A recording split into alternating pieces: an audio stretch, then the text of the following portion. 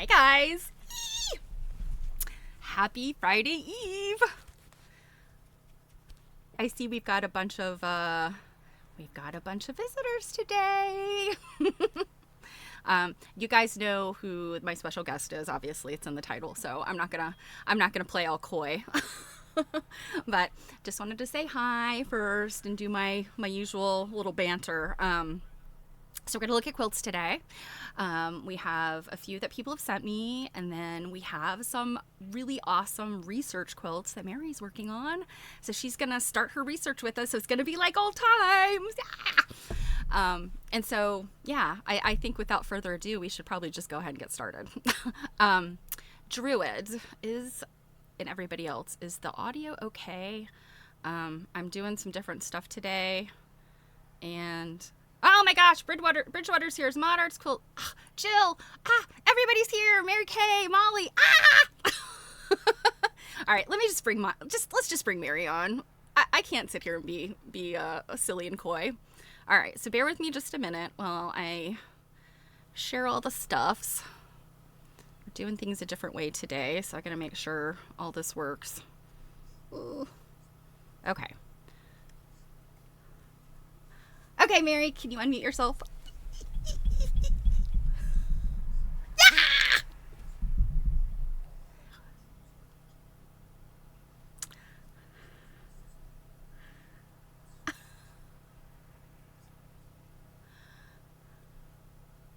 Oh no. Okay, wait a minute. They can't hear you. Okay, hold on a minute. Ew. Okay, try again. Can you guys hear Mary now? Can you hear me now?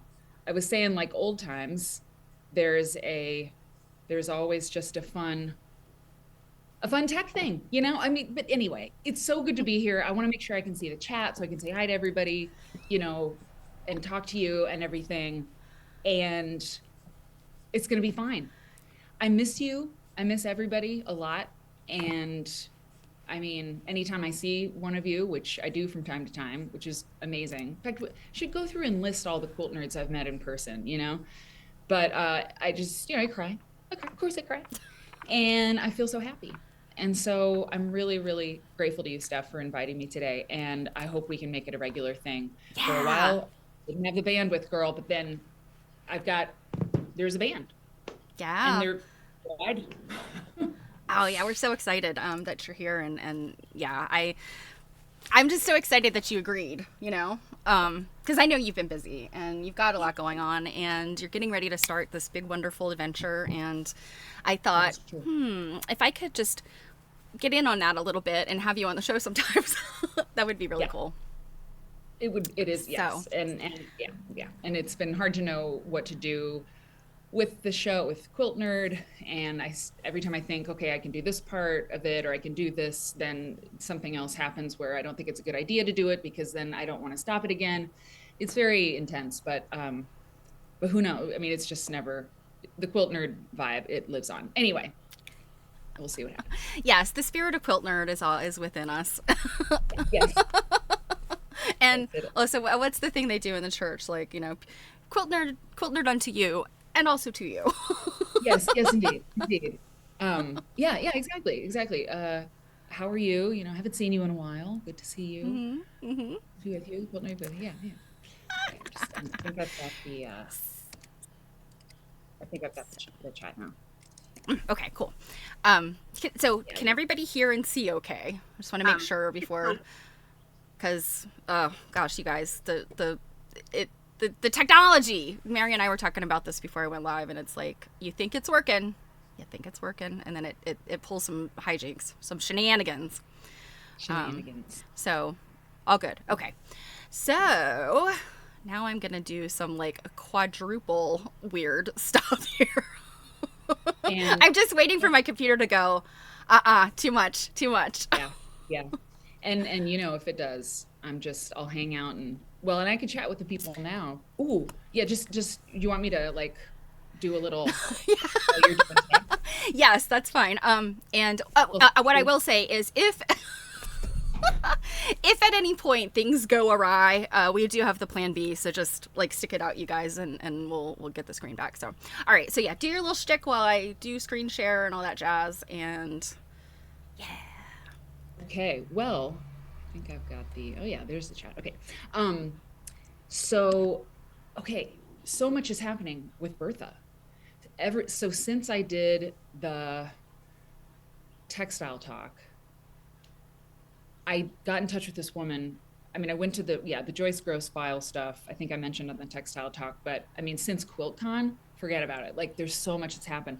I got in touch with this woman. There was a note in Joyce Gross's file on Bertha that said Barb Vlack may have slides from the 1978 quilt show, the Bertha exhibit.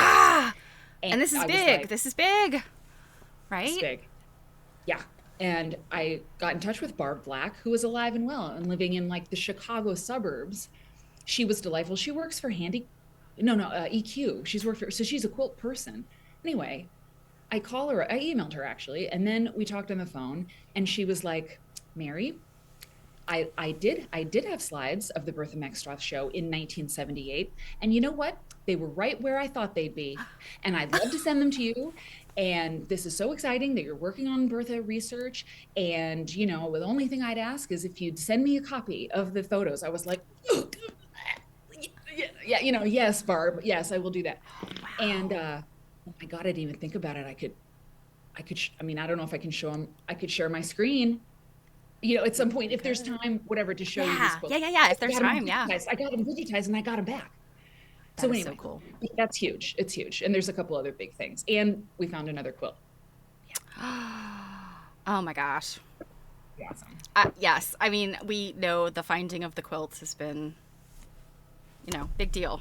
So yeah, that is so every time you have one of these discoveries, I'm just like, just celebrate with you. It is so exciting. It is fun. Yeah, it is. It's really exciting.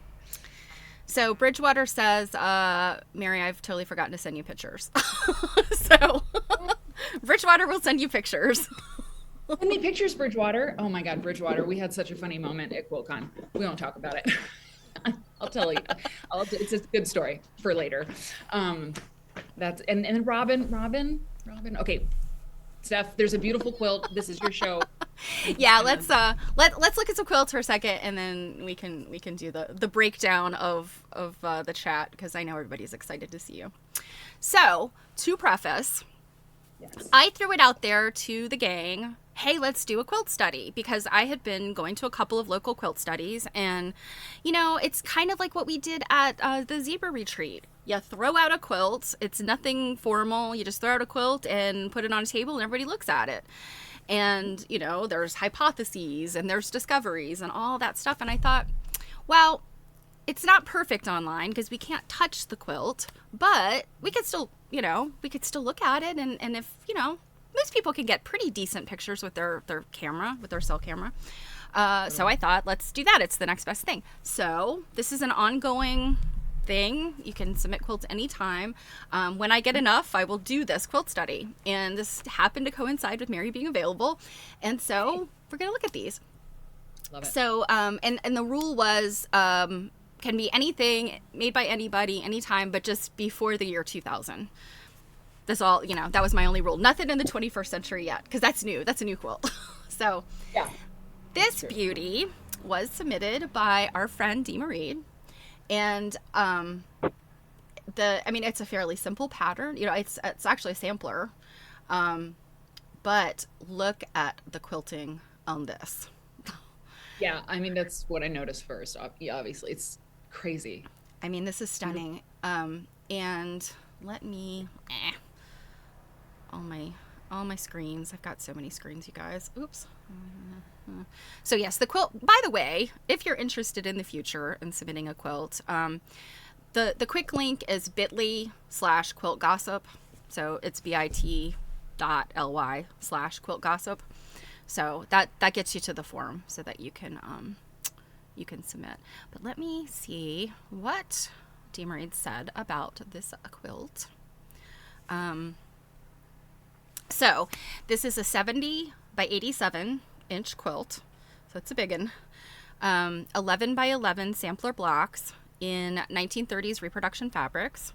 Blocks are set on point with 3 borders and a flanged binding. I think there's a picture close up of the binding. Custom machine quilting by S. Patterson using a double bat. And this is something I learned recently, that when long armors do this kind of like, really dense, beautiful custom work, they often use 2 battings. And I didn't know that until recently. Somebody had probably told me in the past, but I was just like, ugh. But now that I'm really looking at this stuff and it's so beautiful. And just learning about, what's happening with these. So she said, root beer brown, light yellow, and light thread muslin back. She also said this was a gift from S. Patterson, which I think is a family member of DeMarie. I don't know. I don't want to get into your business, and I'm not sure if she's here. I think she is. But it says that she assembled the blocks that had been given to her by someone named Mary Kuhn. Patterns of custom machine quilting using a contrasting thread color, and I think we can see that in here. There's, some yes, contrasting green kind of stuff in here. Really interesting. It almost looks like pencil lines, Yeah, and I like, and this was something it's funny because the Baltimore Applique Society recently did a presentation, actually last night, with a long armor that kind of talked about some of these things, and was talking about doing long arm on applique quilts. Oh, okay, I don't have my thing up. Who did what? Who did what? It's the I have a 10-month anniversary of subscribing to your stream. That awesome. Butter lady is hysterical. It's so amazing. Yeah, I love it when those pop up. They make me laugh. Awesome, thank you. Okay, so she said double batting, custom quilting on a Statler, and let's see, the flange. She talks about the flange, and I think that's all the details she had on this one. I mean, this is a newer quilt, so and it's I think it is what it is. It doesn't have like this really deep, curious provenance to it. But yeah, you can see that flange there. Let me see. Oh, the quilting is unbelievable, and I think I might know a little bit about the quilter. I'm not sure. I won't say, but it's just, I mean, it's exquisite. And the Statler isn't this? The Statler is the. Yeah, I think the Gamel and the Statler are like the. Yeah, these aren't your little like domestic machine on a frame. Those are like the granddaddy long arms that can do this amazing stuff. Makes the Statler? Like Statler Inc. or whatever? I don't know. Or yes, I don't know. The Statler brothers? The Statler. I always think of that. But yeah, this is just, and really kind of learning more about, I think of the antique quilts that, they're sort of, they fill space with cross hatching and they fill space with feathers, but it's kind of, it's different than the way long armors look at things. Like for instance, this crosses over, like this is a motif that just crosses over the piecing, it's turning into its own thing, its own design within the quilt. And then like this is all captured within that block piece. So I'm kind of like, I'm really interested in looking at these kind of things now, because I'm like, oh, wait a minute, what the long armors are doing with these, older pieces. And like I said, this one's not as old as some others we're going to look at, but it's so fascinating what they're doing. And so I have a question for the long arm people, or just the quilting people. I mean, how are you marking quilts these days? Is a laser helping you while you're quilting? Is it pencil? Is it blue? I remember my mom, she had the blue marker, for a lot of her stuff when she was quilting. I just remember it had like a white cap, or like maybe it was white with a blue cap or something like that. But is that, what do people do? Pounces, I don't know. What are you guys doing out there? I know I tend to, I do a couple different things with mine. I mark with pencil sometimes. I sort of just eyeball it sometimes. I use a Hera marker a lot because it's, it's just, it's just pressure. It's not, so. Interesting. Anybody? Yeah. Yeah, no, nobody's got anything to say in the chat, but we'll keep our ears open as we go on to the next picture. Yeah. Oh, this just Wow. like this picture just made me so happy. No, those beautiful Amazing. sunflowers, and then you could start to see some of these custom shapes that are, creating the secondary design on top of these the piece blocks. Mod art quilt. Hi. Push down with the pen cap. That would be my preferred method. Don't tell nobody. Yeah. That sounds like anything that you have available. Yeah, for sure. It's so good to Yeah. see everybody. Babe, I just want to tell you that I love you. I love everybody. Okay. Um, yes, it is bright. This is a very bright and springy quilt, and yes, thank you to Dee Marie for submitting this one because it is. This is like perfect to look at right now. Yeah, Um, it's awesome.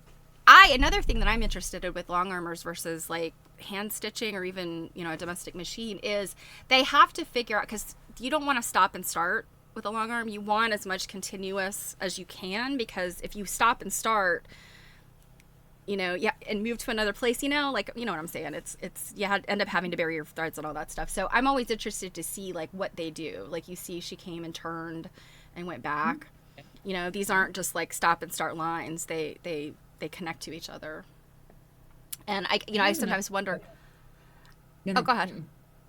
No, do you practice on paper a lot? When I mean, to see to trace the ant, across the thing. Mm-hmm. I just don't.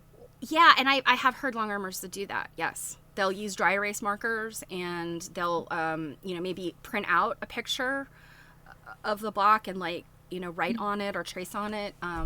Yeah, and they definitely, several long armors I've heard use like a dry erase board in practice to see what's going to work. Awesome. Yeah, definitely. This is not in my wheelhouse, I can say. This is some just gorgeousness. And this is the back. Let me move us over here. Wow. Um, Wow. I mean, look at that. Look at this, like within the block. And the piecing kind of obscures it a little bit on the front, but then when you look on the back, oh my gosh. Like, this is just Yeah. stunning. It looks like marble, like a marble facade or some kind of. It looks like Yeah. architectural on the right hand side with the diamond. I Mm-hmm. mean, that you could see it in a building in the cornices or something like that. I mean, Yeah. it's Yeah.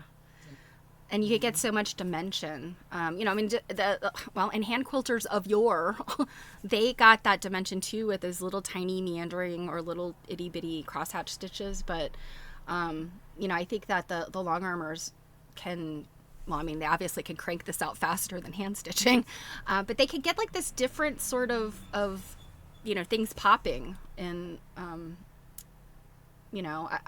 I don't want to say it's better or worse than the old timey stitching, but because it's different, but it's putting them side by side is so interesting, I guess is what I'm saying. And did you say it's a double bat? It's a Yeah. double. There's a double layer. Mm-hmm. Interesting. Yeah. Yeah. And what I learned is that they often will do that.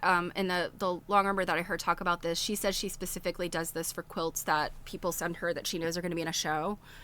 Because Mhm. it really pops. It makes any spaces that are not quilted like just pop out of the quilt. And it almost looks like faux trapento, I guess. Like it's. Mhm. One other thing on the double bat, I can't remember if it was Edita Sitar or it was what's the gatherings? Oh, it's a company that's been around forever.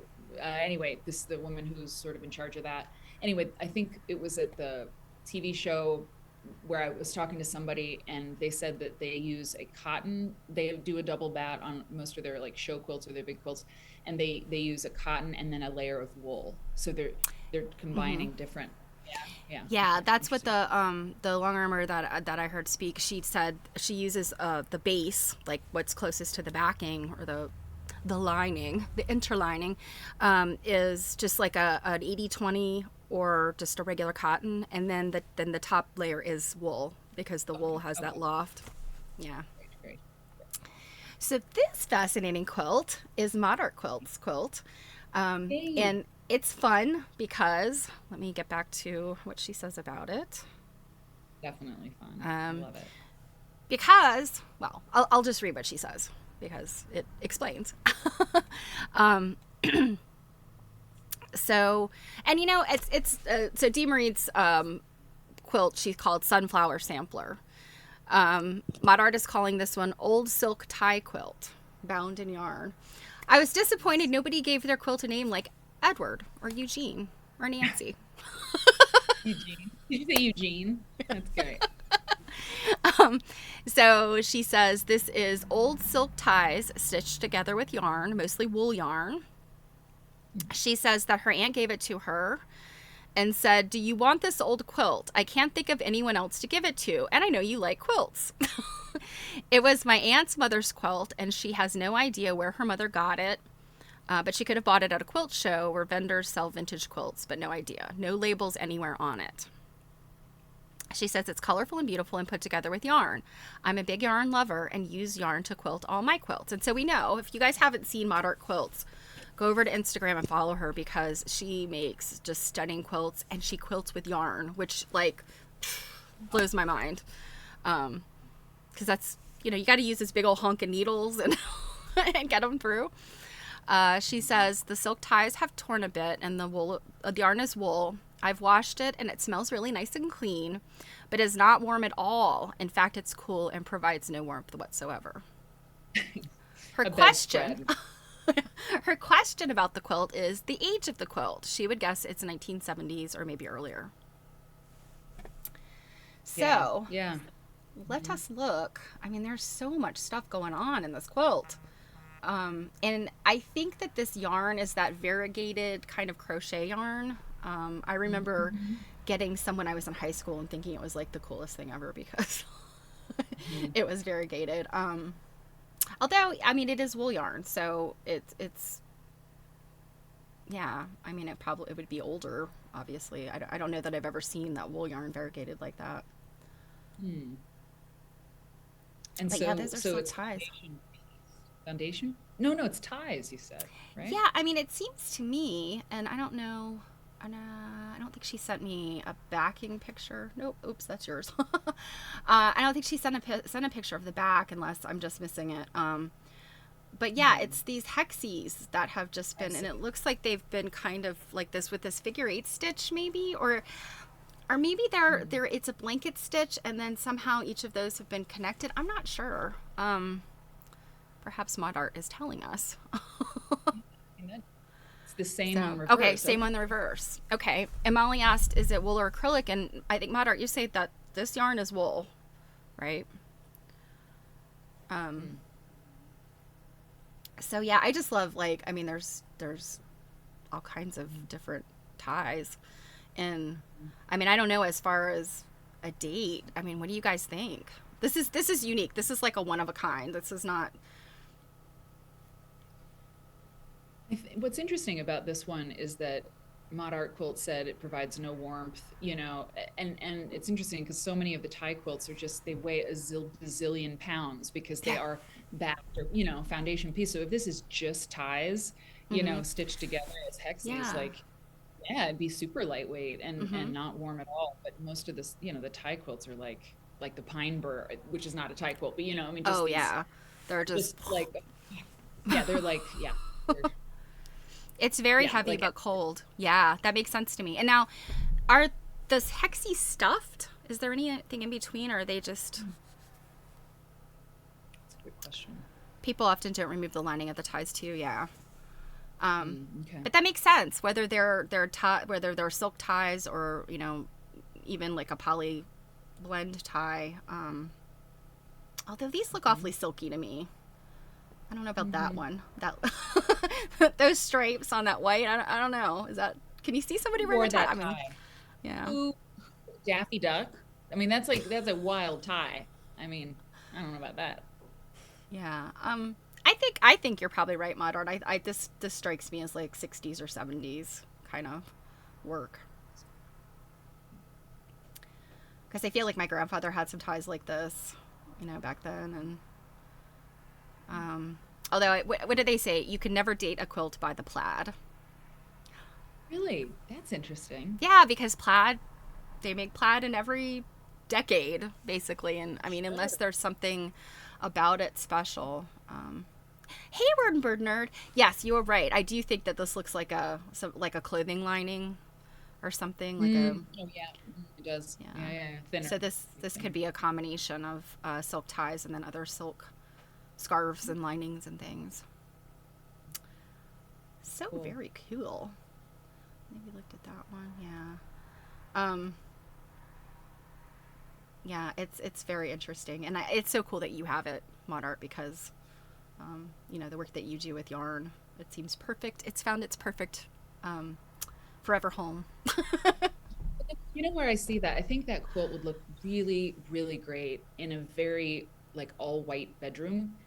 You know, like a really like whitewashed walls and like, you know, white writing desk and, you know, white iron, like mission style bed or something that's white, because all of those colors, it's like they just, and the lightweightness of it, you know, with white bedding and, or, you know, white linen and stuff like that. I can just see it like in a photo shoot, you know, just like really being the star of the show. And the silk, I think you'd see really well. That'd be a nice picture. Yeah. Yeah, I agree with you. I think if things like when you've got a lot going on with colors and things, it always, yeah, like plain white does make things pop. I, on the other hand, you know, I can't do that Spartan look.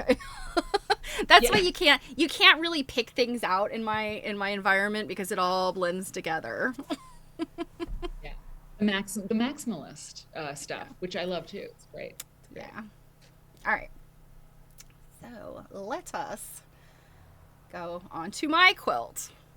This is so I found this in an antique store in Adamstown, Pennsylvania. I was with Jill, and as we were looking at some quilts, and I picked this one up, and I was like, it's kind of a little bit of a, not ratty, but a little bit of a naively done, I'll put that in finger quotes, Sunbonnet Sue. And I have a lot of naively done Sunbonnet Sues, and so I was kind of on the fence. I was like, I like this one, but, you know, your budget, whatnot, you have to think about these things. But then I unfolded it, and we started looking at it. And first of all, I don't know what's happening with these Sue hats. Yes. They are very strange. And please ignore my heap of quilts beside my stairwell. They're strange. They're strange. And so what I've come to figure out is that I think these are supposed to be straw hats. So you can see kind of like, yeah, that's like the crown, and then this is supposed to be the brim. But then we look closer, and they have things embroidered on their dresses and their hats. And I don't know what this animal is. It's got a leash around its neck. Wait a minute. It's got a leash, but I don't know what it is. It's maybe it's a dog. I don't know. It's a dog. It looks like a dog bird. It's like got a beak.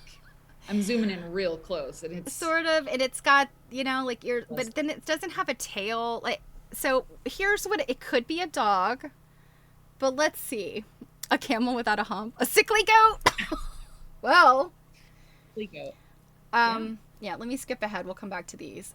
Indeed, I believe it is a goat, because this has multiple goat imagery on these dresses. And I'm like, and some of the fabrics, I think this is probably mid-century, you know, 50s, 60s maybe. But some of this fabric is, I think, pretty old. Like, I think, like, this little scrap, that's kind of some old fabric. A lot of it looks like garment fabrics. Here's another goat. Wow. I kid you not. There's a bunch of them. Yeah. And then this, like, what is that? Is it a bunny? I think it's very, very freehand, right? Yeah. God, I love it. That one I like a lot, actually. The blue and the orange and the red goat. It's kind of fabulous. Molly. I kid you not. Yes, we didn't have, well, yes, Double T. He's my, so this one, I don't know, is this the solar system on there? Ooh, wait a minute. That reminds me of something that was on the Harriet Choice quilt. I'm not sure. That's interesting stuff. I Mm-hmm. might have something, might know something. Leah might know something about that because she Yeah, told us yeah. Yes, yeah, something. I know what you're talking about. So, Yeah. another animal that maybe this one looks more fawn-like to me, but it could be a baby goat. Um, You get but we have a name, Alveria, awesome. Very. and let me go back a minute because we had another name. Hopefully, I didn't miss. I think I missed putting it in the bad cake. I missed putting it in. There is one that has the names Charlie and Alveria. Let me see if I can Really? find it in the big picture. Hmm. Those are Um, pretty yeah, it's good this clues. block. It's this block right here. And they're two little Dutch children, is what they look like, little Dutch boy and girl. And then it says Charlie and Alveria here underneath the dress. So sorry I forgot to get that picture in there. So yeah, I have two names. I guess I can look in Pennsylvania and find out if there's a Charlie and an Alveria out there. An unusual name, right? I mean, Alvaria. Yeah, Alveria. So anyway, Jill and I were just like, what is up with this quilt? And Yeah. the arms are coming straight down from underneath this brim of this strange hat, and then we've got a cat here. There's a cat. There's a mouse. And to me, it strikes me as just, it's a little bit naive. It's a little bit folk arty. It's a little bit, you know, Hmm. who knows? Hmm. So my question is, why? That's my question. I love the way they're tossed. They're, sort of tossed on the quilt, Yes. trying to be a medallion or something. Yes, I and love this is that. not yeah, and this is not the only quilt I have like that. There are a number of sunbonnet sues I have that they do this where they're walking around the border or they're facing different directions to come together like you're right, like a medallion like in the center. Hmm. So Hmm. yeah. All right, so Interesting. let me do one more, and then Oh, and I gotta I get think something ready. yeah, and then we have a couple of things that Kellen sent us that I think are very interesting. Um, It. and then we can get to your research because I'm very excited about that. So I must credit J&A Antiques and Vintage for these pictures, although this quilt belongs to my mother. Um, she does not have any good pictures yet, so these are Jill's original for sale pictures, and they're very good. So I snagged them off of her Instagram, and with her permission, she told me I could. So J and this is A. J and A is great. J yeah, and A is. I mean, that it's a fine company. it is a very fine company. When she got this quilt or when she put this quilt up for sale, I was like, yeah, this my mom needs to have this because she loves basket quilts. And it's like so simple, but when Mhm. you get up close, it's really interesting. And Jill, I can't remember if there's what's a date on this one. I forgot to go back and look at your Instagram. But I think it's early mid 20th century. I think. Um, but Oh, it's great. Wow. yeah, I mean, it's so simple. There's nothing in the baskets. When you think Mhm. about a Baltimore album quilt, it would have all the flowers. And pieced baskets are always, the little triangles, and sometimes those have interest in them. But this is just so, like, Spartan. um, but then Yeah. look at this quilting. Wow. I mean, I gotta say, like, if that is, it's, I do not, I do not get down with that purple, the shade of purple. Yeah? And but if it were, it's just, I mean, it's beautiful color, but it's just not my color. And so, but I have to say, like, the shapes in this quilt and the quilting, like, if those baskets were black or like, Yeah. I don't know, navy maybe, but I mean, like, if they were black, I would like come and talk to your mother seriously about Gimme, gimme, gimme. about whether or not she, is gonna let me buy this quilt from her. I mean, because it is minimalist, right? It is really Mm-hmm. minimalist, but then maximalist quilting. It's It's fantastic. Yeah. Yeah. And I think it is all applique. I don't think that any, because it's often like this foot, the foot of the basket is a perfect place to applicate or to piece, because you can kind of just do a half square triangle and then like a bar. But looks like it's totally appliqued. And I have examined the quilt, but it's been a while. She bought it sometime last year. But yeah, and I mean, it looks like it could be, individually drafted. Like this was not a pattern. I don't know. I haven't seen anything like this. But there was lots of stuff back then. And Jill's saying it's the 1930s, and yeah, I'm remembering that now. So yeah, it's just unique, stunning. I love it. And I like the purple. I think the purple's kind of cool. Yeah. My mom loves purple, so that was another aspect of it. So Can you show that big picture of it again, or the wide? Yeah, yeah. One of that. God, that's cool. Man. Yeah, 12 so baskets. Cool. That's all you need. 12 baskets. Yeah. Some of the things people said about the goatsu. The hats look papal. Dutch hats, possibly. Asian party hats. Yes, I thought they looked like those. What did they call those? The coolie hats. And gosh, I don't know if is that an appropriate term. I don't know. I don't know either, but I know what you mean. And I think Kathy said that. Yeah, they're like the pointy hats. That's what those kind of reminded me of. But yeah. So this would also make a lovely Easter display quilt. I mean, I remember how you used to always show us the staging and the window dressing of the quilts, and this one I feel like it needs to be like draped over, I don't know, like a wicker chair, and then there needs to be like some like rabbits and piles of eggs or something to go with this. Yeah. It's some good stuff. Okay, so let me grab the next thing. So many windows. Man, I miss doing this stuff. I do. It's the gang. Anyway, sorry. Okay, Kellen, are you here? I don't remember seeing Kellen on, but Kellen sent a couple of things, and this is Louise Bourgeois' bedroom. Oh, wow. And I'm not sure if this is in a magazine or a book. I did not have a chance because I'm a bad cake and forgot to saw her email and then didn't reply to it.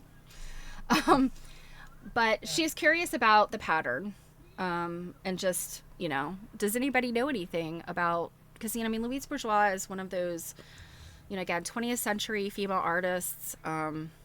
She predates like Judy Chicago. And her things they're textile, but none of it's really quilted. It's, I don't know. How would you describe Louise Bourgeois stuff? It's well, she did all the spider sculptures, right? Yeah, and then she did some I don't know if they were dolls or people. I don't know. I have one of her books, and they're just weird looking creations. I the textile stuff I don't know much about, but yeah, the maman, like the big spider sculptures, which translates to mother. That's what I think about when I think about her, and they're terrifying and amazing. They're huge. There was one in Berlin, I think, at this museum outside, and it's just massive. And I was like, it's totally gross, but effective. So that's interesting. And by the way, in terms of the quilt, is it an Irish chain? Just kind of a basic. So-ish? All right, so I'll throw this out to you guys. What would you guys say this is? I looked at it at first and I also thought Irish chain. But the thing is, it only goes in one diagonal direction. And so, right, and so Jill is saying, I think it's a 16 patch. It's just a 16 patch, and the way that the colors, and it's been alternated with a blank block. Mm-hmm. Yeah. So Robin is saying variation of an Irish chain. Wow, God, that mid-century bed. Ugh, I'm dying. I love it. I love it so much. I know. And just all the books and magazines and things. Oh no. I thought for a minute, I was like, oh, is that Jonathan Holstein book? No. Possible. Yeah, do we know when this was taken? I You know? don't, and that's I'm kicking myself because I didn't have a chance to email her back, and I was kind of hoping she would be able to stop by today. Because I'm not sure if this looks like it's in a magazine, but it could be in a like a big glossy book. So I'm not sure. Yeah. Um, Yeah. I'll find out and I'll let everybody know after the fact. So, and then she sent something else interesting. Let's see this. Wow. Check that out, and let me find the email she sent because that's where some of the intel is. I've heard of this group. This is a cape. Yeah. Wow. That's And incredible. Oh my God. let me find her email. Yeah. Okay. So she says, so she's curious about a Louise Bourgeois quilt, what the pattern is, and then she says, she sent another link that I'm going to look at later. But she says this is a cape, and she also sent a book regarding young protesters before the Civil War.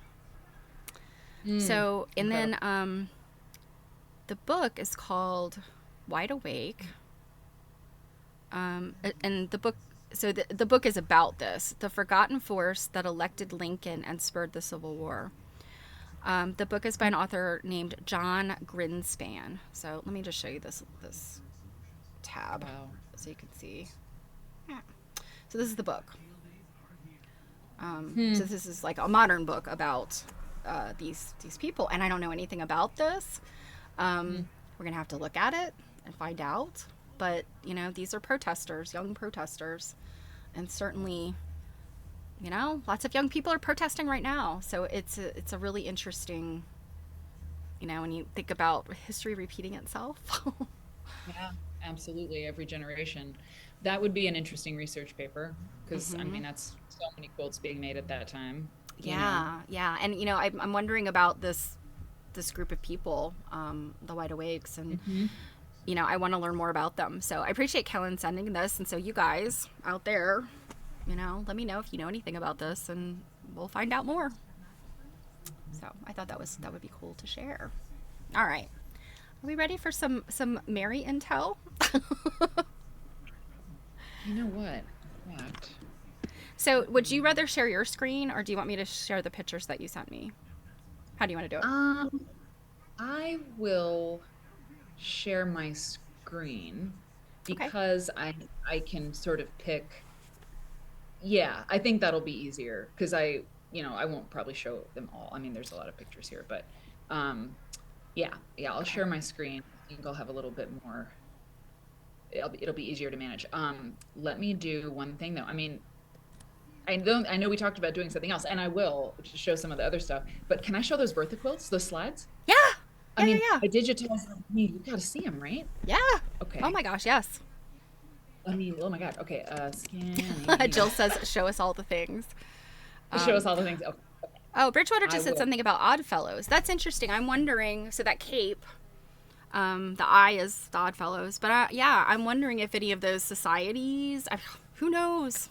It's worth a look. Definitely worth a read. Okay. All right. Here Oh, we go. let's see. Word nerd. Oh, okay. She has given us the name of the book that picture was in. Thank you. That is So it's great. Louise Bourgeois, an intimate portrait. Okay. Here we go. Here we go. Open. Okay. So I've got that. And so as a background, in case anybody doesn't know, okay, I'll share screen. Ooh, okay. Um, Molly's got some intel while you're doing that. hey, great. Yeah, Um, yeah, yeah, yeah. The Wide Awakes were a Republican political organization that was dedicated to electing Lincoln to the White House. What distinguished them from other political clubs of the 19th century were several things: their youth, their effectiveness, and their uniforms. So, yeah, so cool. Yeah, I want to find out more about them. That's really interesting. I So I do guess too. I do too. this is from that book then, right? The John Grinspan. Interesting. Awesome. All right. So we are Um, looking at a Bertha. we're looking at a Bertha. So this Bertha Mextroth project, I think the people in here, most of the people know about it. So I won't give too much of a background. So I'll just tell you what this is, and there are quilts that I had never seen before, quilts by Bertha Maxroth I had never seen before, and you have never seen before, because like nobody's seen these before unless they were alive in 1978, and they were at the Hawthorne shopping mall, where there was an exhibit of 30 Bertha Maxroth quilts that had been lost to time. They were found at Barat College in Lake Forest, stuffed into a closet. And these quilts, in case you don't know, were missing. So she had all these quilts. They were scattered to the wind, even though she had in her will that she wanted them to stay together. And anyway, it's a scandalous story, fabulous story, interesting. And so I'm trying to track down the quilts and tell the story of this woman and her sculptures in cloth. Okay, because she was really special. She was making quilts between like 1930 and 1950 in Chicago. Okay, so there was this show in 1978, and there were 30 quilts hung up, and they had been, like I mentioned, rescued from this closet at this college, Barat College in Lake Forest, by a nun, and she took them to this quilt shop in town, and she said, what are these? Do you want to show them? They seem really cool and important. And so the ladies at the quilt shop did, including Barbara Benson, who's alive and well and very sweet. And so when I talked to Barbara Benson, actually, she was one of the ladies who mounted these quilts that were found in this closet in a shopping mall in 1978. And when I talked to Barbara Benson about this show, she gave, and about Bertha Maxroth and what she knew about the quilts and everything. Barbara's like 88 now, and she gave me all this information. I had some press photos and things, but she didn't have any pictures of the quilt show itself. And I was like, Barbara, like, ugh. I just believe they've got to be somewhere in her house. And she's like, I'll keep looking, maybe something else. And I'm like, oh, there's got to be. I mean, it was her show, I mean, she and the other Barbara who ran the shop, they surely took pictures of the show. But so far, I haven't gotten anything from her. So then I'm going through this file of research by this other lady, Joyce Gross, who passed away a long time ago, and scrawled on this piece of paper is a name, Barb Black, Black. Barb Black, under her name, a little note that Joyce Gross scribbled was, may have slides of the 1978 shopping mall exhibit. So I looked up Barb Black, and I sent her a scan, Steph, of the note. I'm like, hello, if there's ever, I start this a lot, like if there's ever an email that could be classified as out of the blue, this would be it. My name is Mary, and like this is what I'm doing. And you'll never believe it, Barb Black, but your name, I mean, it's almost creepy. It's like your name was scrawled on a piece of paper in a dusty folder at the University of Texas at Austin. And that's how I found you. And Joyce Gross wrote down your name. It's sort of like really weird. I mean, it would be weird to get an email like that. We love Joyce Gross. She did so much amazing stuff, so much amazing work and research and stuff. And yeah. Incredible. And her file was just, awesome. And anything you want to ever know about quilts, she probably has a file on it, so go down there and, I mean, just dig in. It's awesome. So anyway, so I called Barb, we had a talk. She sent me the slides. She did have slides and she sent them to me. And I just on Friday, I got I took them to the Chicago scanning Photoshop, a real Photoshop, to digitize the slides. They did it. I got the Dropbox folder on Monday. They did dust reduction on these slides. There's 28 of them.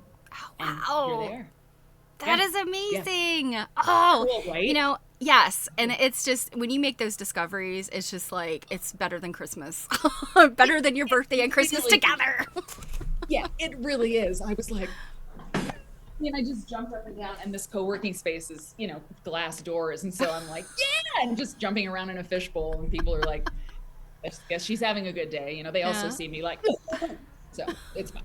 Okay. So this quilt is at, be quiet. This quilt is at the Quilt Museum. We've seen this one before. If you've seen any of the Bertha stuff, you know this one already, but it's awfully bright. It's brighter than the colors have been really interesting to look at in this exhibit, because they're a little brighter. But it also, I know, it also could be the film, it could be the dust reduction. So y'all, these are from 1978, these pictures. These Oh my quilts gosh. hanging at a shopping mall, right? I'm going to zoom in. So this one here, hold on. This So one, while I'm you're looking at. zooming in, did how did you figure out which bar black you needed to call? Was there a clue to who, like, which bar black in the quilting world? It seems like there's more than one. Well, I mean, I Googled Barb Black and the Oh, it's first not hit black, was, it's black. yeah, V Ah, L A C K. Yep, yep, okay, yep. Yeah, that would be harder in Barb Black. Yeah, but yeah, Black was, gotcha. there she was, a quilter. So these first two, I can't see the chat, but I'm sure people are pretty excited, right? I mean, we've Yes. seen these first three. Hmm. These are all at the Quilt Museum in Lincoln. So here's something I think. I think that the woman who bought the Elizabeth Morrow is the person who donated the Bertha Mexroth quilts to the IQM, to the Quilt Museum. I'm sure she was at this show. I'm sure this is where she bought them because they sold the quilts off the walls. They didn't sell Oh, them all, wow. which means there's more out there. But these first three quilts are at the IQM in the Elizabeth Morrow collection. So she totally, I mean, come on. Like if it walks like a quilt purchase, then it's a quilt purchase. Okay, but then check this back here. And by the way, Elizabeth Morrow, I believe, is still around. And I have tried to contact her and she has not gotten back in touch with me, but I'm not done yet. So this quilt, this I had never seen in color. I'd seen it in pictures. Oh, okay. This is Joseph or something. There's a better picture of it.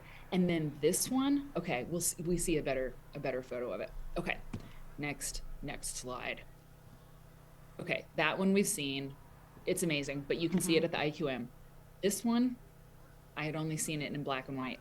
This is like yet another Bertha Mexroth where she's doing this poem. When I was a beggarly boy, I lived in a cellar camp, and I had neither friend nor toy, but I had I had Aladdin's Aladdin's lamp. lamp.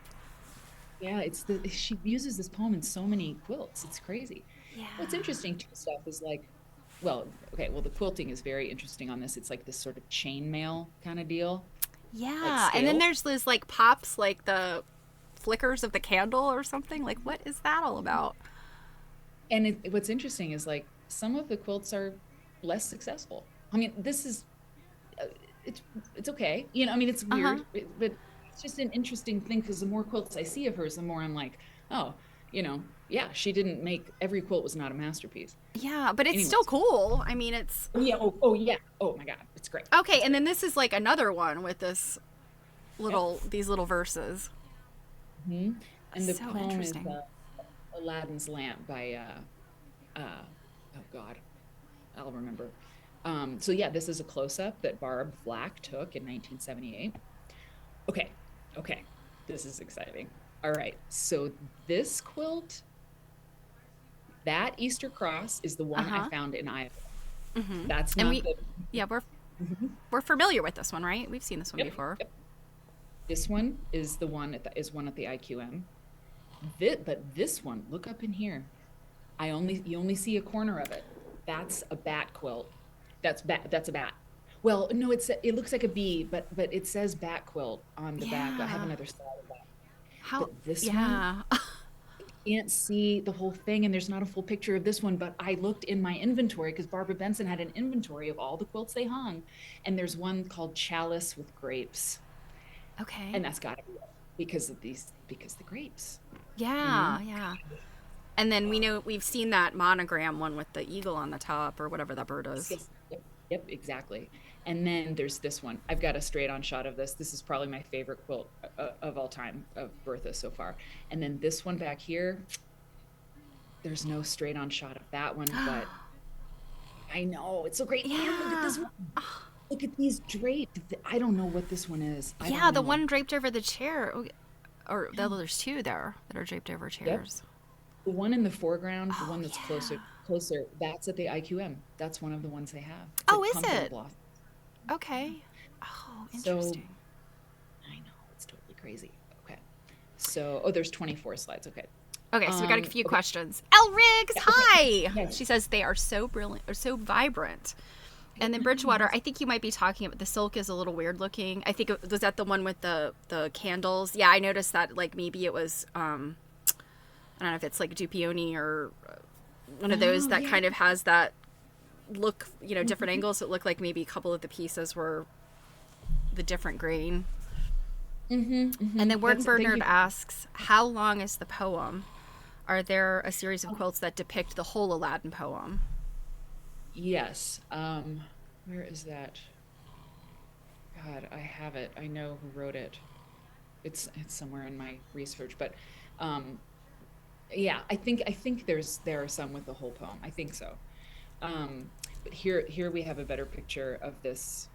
Um, is it Solomon? It's Solomon. I have surely built you a house to dwell in and abide in forever, or whatever. But I mean, I had seen this was photographed in the paper for the show, but I had never seen it in color. And this is a figurative one. So very pictorial, very complicated. I mean, a lot of her quilts did not have this much going on. They were more, a little more straightforward. Just look, the Easter cross. I mean, there's like three colors in it: the bats and the yellow cross and the white background. But I mean, this has got. There's a lot going on here. Hold on. Come on now. Oh, come on. Okay. Doesn't want me to go any closer. Yeah. So the Aladdin poem is James Russell Lowell. That's right, Lowell. Okay. Yeah. Thank you. This one is at the IQM. So if you look for Bertha Mextroth at the IQM, you can see that one stars. Okay, here. That's Aramaic. What? That is, yep. And I had seen that again in an article in the Radcliffe Quarterly from 1960. Or no, from like the 1940s. Anyway, but I had never seen it like in color. And that is a quilt in Aramaic, of course. Only Bertha Mextroth. What? I mean, if you've got nothing else to do, why not Aramaic? What I would really love, and of course I'll have to at some point, is find someone to read what this says. What's interesting too, everybody, is that like I need to figure out. I think there's a chapter missing from the stuff I got from LSU. They have her papers, like her unpublished memoir. I still don't know about her big religious like awakening. I mean, most of her books deal with that stuff. And I still don't know like what happened. But you know what? I think it was Elle Riggs. Was it Elle Riggs? Or was it Padma? I don't remember. No, I think it was Lisa Riggs. I think you were the one who said get in touch with the churches in the area. And I have begun to do that just in the past couple of weeks. And I think there's one more church that I think might have been hers, Glencoe Union. But anyway, if she's on the congregant list, if they can tell me, I think it's very possible she would have donated quilts or altarpieces or something to her church. And just to know if she went there would be good. Anyway, so very exciting. So my Lord, I now found favor. This is a quilt at the IQM. So is this one, but it's a very, very interesting. It's yes, wild. You guys. Yes, Jill can bet $20. Yes, Jill. Here's the $20. My husband is taking a nap. His birthday was yesterday, so he took an extra long weekend, and he is napping. And I'm always like, dude, I'm gonna stream. Don't nap in the next room. So you guys are welcome. It's great. Here's that Solomon one straight on. Oh gosh, these are just great. Amazing. She was, I mean, some of these are not, like you said, maybe not as successful as others, but I'm so curious about what. Look at those people. Do you see that? All those. Oh my gosh! And is that is that quilted? Is that quilting? I think it's. Or like embroidery on stuff, but I don't know. Oh, how interesting. And where is this quilt now? Where is it? Oh, where is it? It's got to be around. I'm gonna find them. Y'all. Yeah, having been through this whole saga with you over the years, I just, I was shocked and disappointed, of all of the like these quilts were stuffed in a closet, and of course, we know all about the early when she passed away, all of that stuff. But I just can't imagine somebody like not, looking at these quilts and not thinking there's something special about them, even if, they're not my cup of tea. Or, I'm so surprised that people, I mean, I guess the people that have purchased them or own them love them. I don't know. She is such an interesting person, and her quilts are so interesting and odd. They're really strange.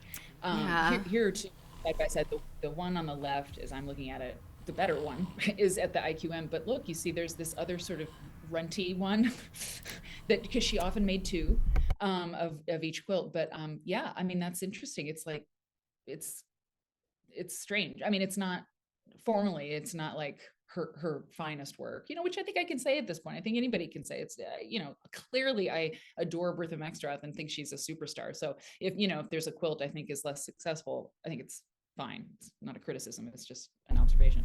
But yeah, and Steph, I was going to say something in response to what you just said, and that is that the people who bought them knew they were special, and I think they still have them, and or their children still have them. And also I thought too, oh my God, I need to start calling around to textile museums, all of the textile museums, because when people don't want a thing, a lot of times they call up a museum and see if they want it. And museums may very well have said yes, not just textile museums, but I'll start there, just send out a query. That's all you can do. And Yeah. sometimes Yeah. And, I mean, Jill, certainly working in a quilt museum, knows that all too well. People just like, I don't know what to yeah, do with this. Y'all want it? Um, yeah. So Jill asked, how many quilts are still on the list to find? Um, yeah. So there were 89 in her estate. 89. mhm. 89. And And they were split. Yeah. and you found how many of them so far? There's 16 at the IQM. I mean, those aren't ones I found, but located, the ones that Hmm. have been located. 16 at the IQM. I've found one, two, three, four, hang on, five, six. Oh gosh. Um, So I mean, you really haven't put a dent. not It's a even, little dent. yeah, it's a little dent. And the question is like, at what point, because I will find them, at what point can I write a book? Because it's like Yeah. you can keep looking, you're not going to find all of them. When I get to 50, I mean, there's got to be, I got to have half of them. Because then there Yeah. could be a Yeah. lot. You're gonna But find them. Yeah, you're gonna exactly. find them. Well, it's funny, and not to digress, just to tell you real quick, Yeah, yeah. because I know I'm not sure if you've been able to follow what Jill and I've been doing, but we've been reading Legacy by Nancy Lou Burdick, and it is about Mm, her grandmother, Tallulah Bottoms, and this woman was prolific quilter, and of course she didn't make weird things. She made more traditional looking quilts, but she made like I don't know, it was 180 or something or 200, and Nancy Lou was able to locate many of them because they had kind of trickled down through her family, and mm, Nancy Lou was able to find all these people, and it was just amazing to me. And Jill and I both said like, over 100 years, you can imagine, would people not have, it wasn't quite 100 years, like over 70 some years, would people not have at some point gone like, oh, this old quilt, but people kept them in their families. And so I think, like you're saying, the people that acquired these quilts probably did recognize their importance, in the whole scope of things. And whether it was a religious component. I mean, I could see people with the religious aspect of these going, it doesn't matter to me that it's a quilt, it's the religious aspect of it. mm. Yeah, they're still in people's collections. And yeah. And yeah, and like this one, like who would throw that away, right? Right. So, and I've Yeah. seen this one on the left, Mary of Nazareth. I know the name of it Yes. because of the story. It's Yeah, and that one is gorgeous. so stylized, and I mean, they Yes. all are. They all are, but that one especially has got like such a, I don't know what, it's got a very So pleasing sort of, modern look to the Mary. yes, and there's another shot of this Bethlehem quilt, which is totally cool. This is so she did a months of the year series, and Months and obviously, bats. yeah, months and bats. man. She loved that bat thing. And so this has more spider web quilting. I mean, again, not an extraordinary quilt, like design wise, I don't think, but the quilting is wild. More spider webs in the middle, incredible wreaths and feathers and things all around the sides, scalloped like Easter cross. Yeah, I mean, Totally. she's integrated those spider webs like Mhm. with oh. I mean, the feathers. Oh my gosh. So I mean, great. this is really stunning. I mean, the Yeah. bats, of course, are bizarre, but Yeah. um, which is why we love it. But yeah, I mean, this is almost just a whole cloth quilt, really. Yeah. You know. Yeah. Wow. And I think, yeah, I think, I mean, aren't these the bats are appliqued after after it was quilted, right? Actually, I don't Were know, but I they? think so. Looks a little Oh bit like that. wow. Kind of. Or that quilting is like the bats are like super integrated with that quilting. You Right, know, it right, looks like right, some of exactly. their little bat fringes or whatever are they're the spider webs are pointing right up to those little points on the bat's body. Yeah, yeah. Oh, So so great. Word and Bird Nerd wondered, did you determine what was significant about February and bats? Hey, Yes. Michelle. Mishral, we're looking at Bertha. Yes, it's in.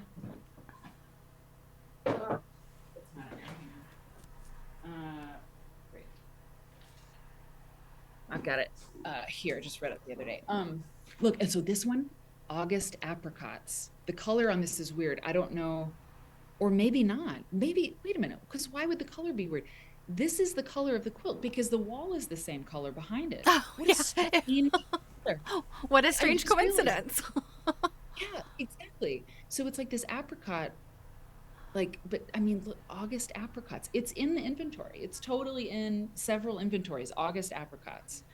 Um, and I love it. I What? mean, I love this part, definitely, What an but interesting looking quilt. it's really something. I mean, are these are bee? That's a butterfly, I guess. But Hmm. what are I those would guys on the? I would guess that they're bees, but Yeah, yeah, I think they're bees. I think they're bees, but it's crazy, you all. I just thought that there was something wrong with the color of this slide, but there it isn't anything wrong with it. it's that color. It's apricots. How do you guys say it? Apricot or apricot? Um, it's the color and the fruit is in each block, I guess. It's it's very strange, but it's so Yeah. cool. Okay, a little close up there. Oh yeah, this one I'd never seen before anywhere. That one up there. Not by light nor by power, but by spirit, something the Lord of hosts. Wait, oh, that's not the poem. That's biblical. But I mean, look at this. Look at this. Hold on. Hold on. Hold on.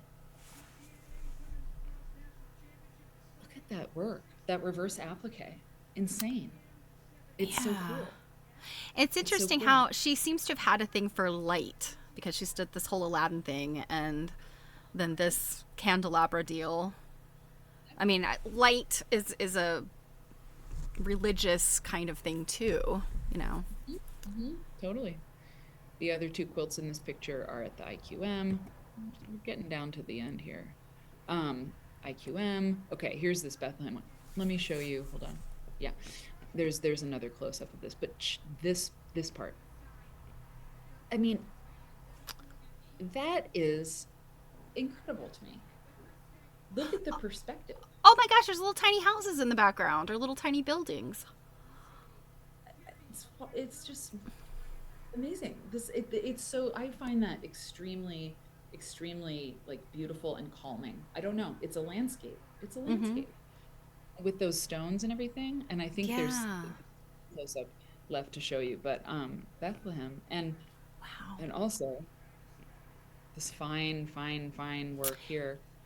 So are those little like applique on little strips I don't think so, Steph, because I think it's reverse or applique reverse too. applique? Yeah, yeah, yeah, yeah. You're right. I think that is what it is. think so because it just Wow. follows with the other stuff I've seen. Here's more scale quilting. Hadn't noticed that before on the borders. So Wow. very, very cool. It just seeing a new one is crazy. Here's a new one. This is one I had not seen before. Wait, is that right? Yeah. Our Yeah, yeah. Father.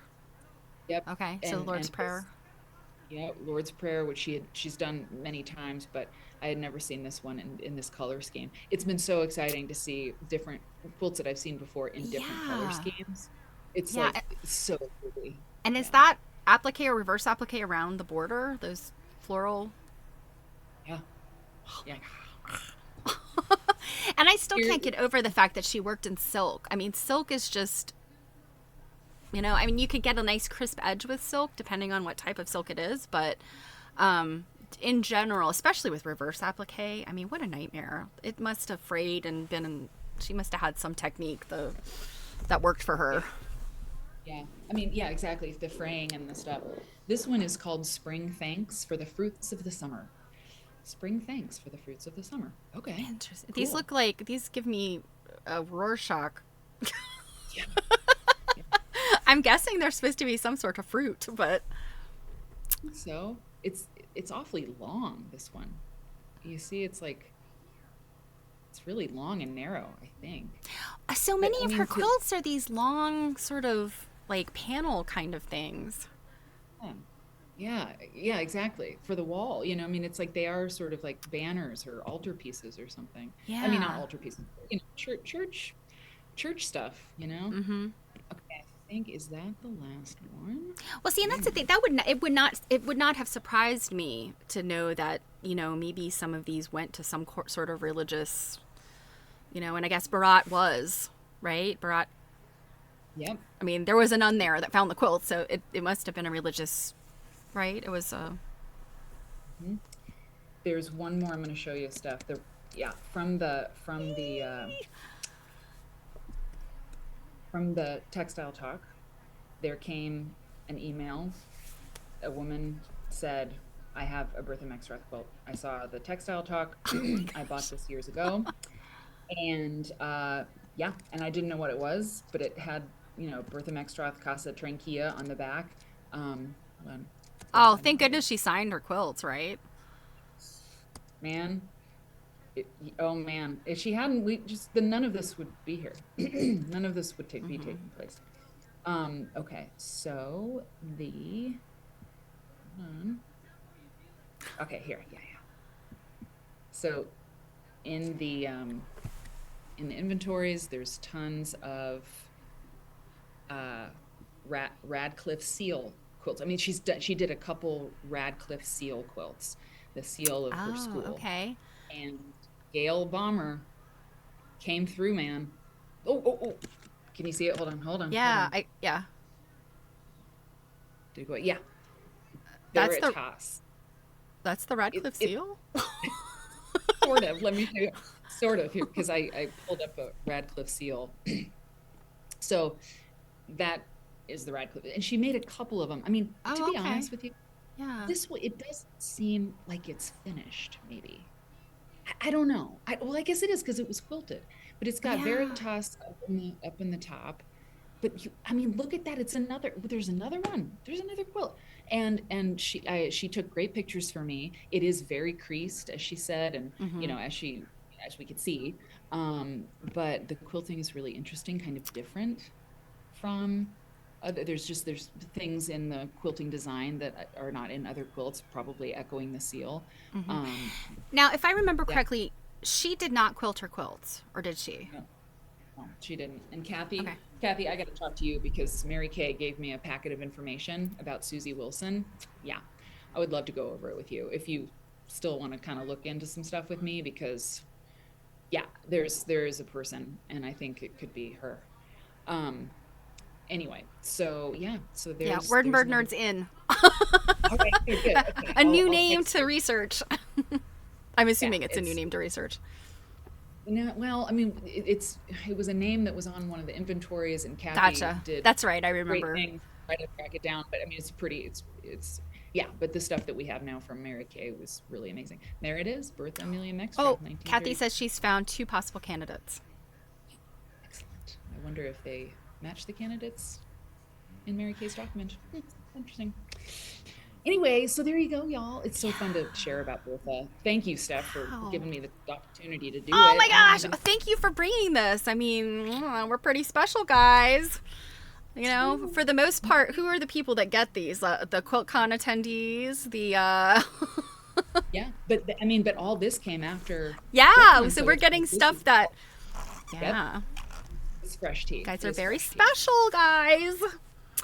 Well, that was awesome. I'm so It was excited really fun. about, and I keep thinking, like, now looking at those Radcliffe seals, I'm thinking, like, obviously those could be in the hands of somebody who went to Radcliffe, right? I mean, I could see a person going, like, I don't know who the heck that Bertha Meckstroth is, but I'm an alumni and this is cool, you know? Exactly. Yep. Yeah, exactly. Or donating it to a, I don't know. Yeah, so a granddaughter who, went to Radcliffe. Or, I mean, somebody in there, somebody in that sphere still has some Yeah, quilts. yeah, for So, sure. But that's so oh, cool that, I mean, Textile Talk unearthed one. yeah, it's true. And yeah, Yeah. there's I mean, that's how you find them. Just getting the word out. Yeah. yeah, that's true. So, can we look My at other stuff, Oh, yeah, yeah. can we look Oh at no, that? no, Do we have time? well, we do have a little bit of time. If you do, Oh, yeah, is I that do. all right? We're all here. Yeah. We're here for everything. Like, just tell us everything. Give us everything. Yeah, okay, so this is on a totally different note. Okay, so let me go back to my screen share. And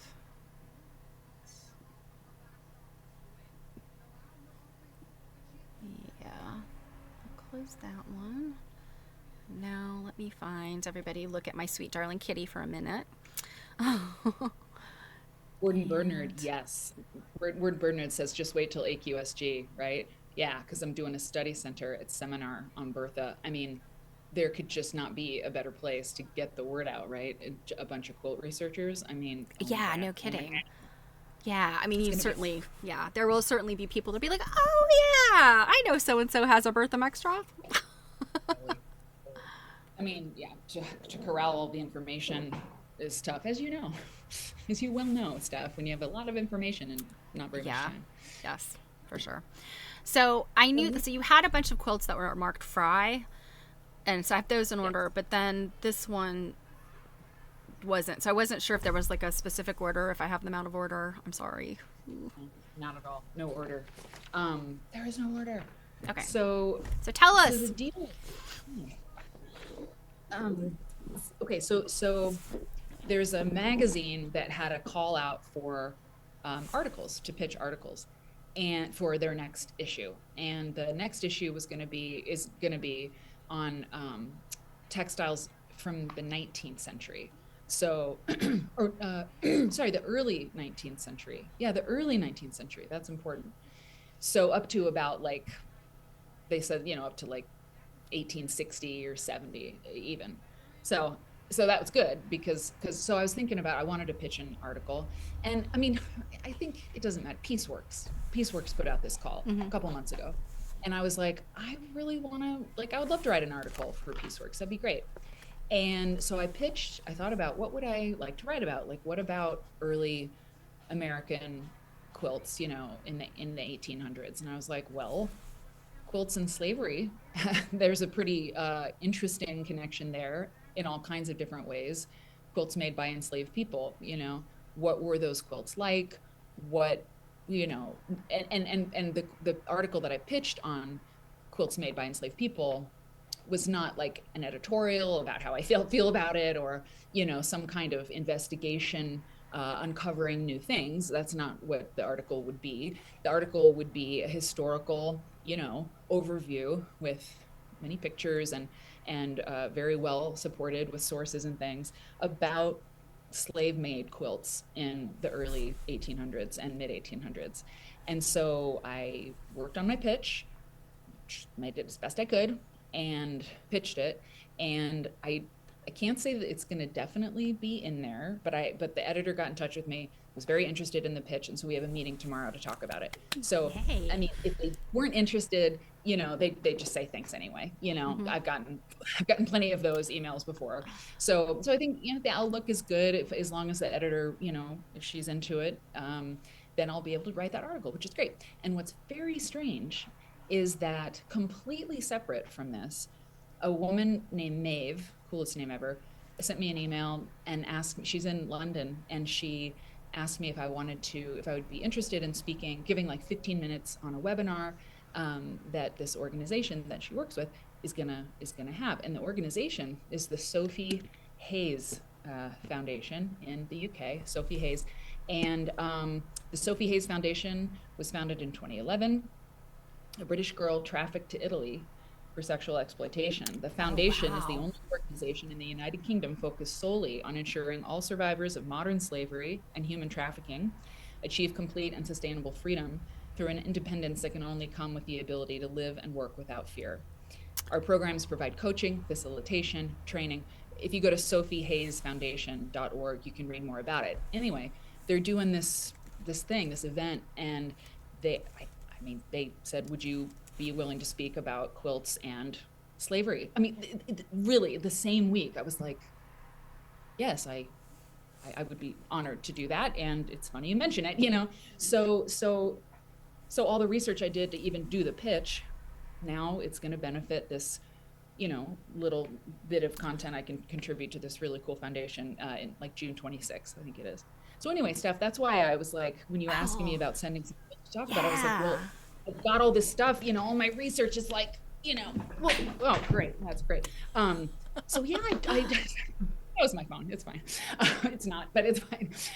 So that's what I sent you. And we may not get to all of them. I don't know, but I'm just starting to really, really look at these amazing quilts. Oh, that's fantastic. And this is like old times on Quilt Nerd, when you're like, I don't know what I'm going to do in here. Let's just look at it. This is the beginning of the research. I'm telling you, I was standing at that scanner for a long time over there, and I was like, wow, like this is what it was like, didn't I do 4 shows a week at one point? Good God. Anyway, so this quilt is a really interesting one. They're all interesting. Okay. And we did talk a little bit about this topic on Quilt Nerd, so you might recognize a couple of the quilts. I don't know. Mm-hmm. This quilt is at the National Museum of African American History and Culture in DC. And it belonged to Gladys Marie Fry, who wrote Stitch from the Soul. Mm-hmm. And this is Slave Quilts from the Antebellum South. Gladys Marie Fry passed away some years ago. This book is really, really good. She was remarkable. She was Professor Emerita of Folklore and English at the University of Maryland at College Park. Mm-hmm. Yes, we're familiar with her. She's been mentioned here before. Excellent. American Folk Art Museum, Renwick. She's curated there. So anyway, really, really interesting. And this book, the research that she did is incredible. So this quilt, I can tell you, she writes about it in her book, and it says, hold on. Just a minute. I printed it out, I thought, but okay, here we go.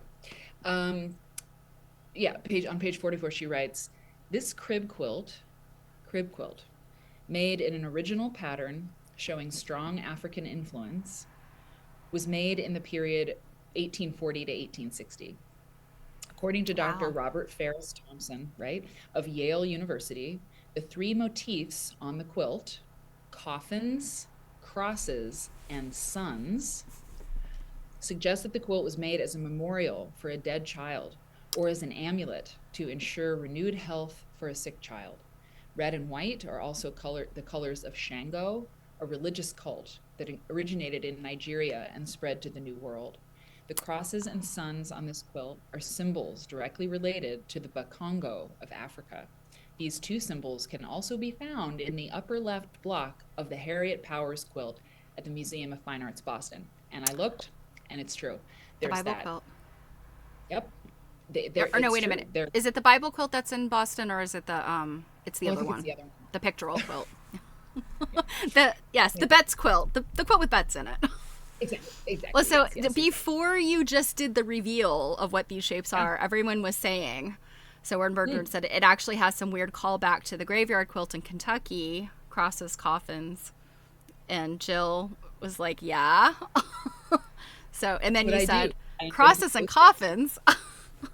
You've taught us well. Yes, I mean yeah, you did. There you go. Crosses and I mean you spotted it, and that information isn't on. So if you go to the National Museum of African American History and Culture, you can find that quilt there. But that information comes from Gladys's book. So I was really excited to see it. Um, there's 12 blocks sewn together, decorated. Okay, da da da. Crosses are appliqued over the center of the seams that join the blocks, with additional crosses in the spaces between the diamonds around the outer edge. This is information from the entry on the NMAAHC website. But that's a really good one. And this photograph is in the public domain. So one of the reasons, if my article gets into piecework, it's because I supplied a bunch of images that are free to use. Editors love that. Like, oh, cool, because the photo budget is never Yeah, good. we interviewed Dawn Ronigan the other day, and we were talking to her about, photographs of the things that she's had in her books, and she was like, yeah, there were things I wanted to include and just couldn't because, when you get to the level of books and like that worldwide distribution, they want like lots of money for those pictures. So, Yeah, exactly. And the academic journal, you can usually get a discount, but if it's for commercial, right. it's Yeah. like, okay. All right. So there's that one. What's the Okay. next one? What's Let's the middle find one we got? out. Is it So this one, the real. this one? This one. This one is in Always There, the African American presence in American quilts, and pretty sure. I don't. Um, Who wrote that? I'm not sure. Do I know that one? I this one. Oh yeah, yeah. This one. This one. Oh, I don't know if I have that. Let me Yeah, let me make a note. You gotta get it. You gotta get it. It's very, very cool. So this is called the Reel quilt, Reel. Also called the Star Quilt by the owner, made by slave labor on a plantation in Sedalia, Missouri.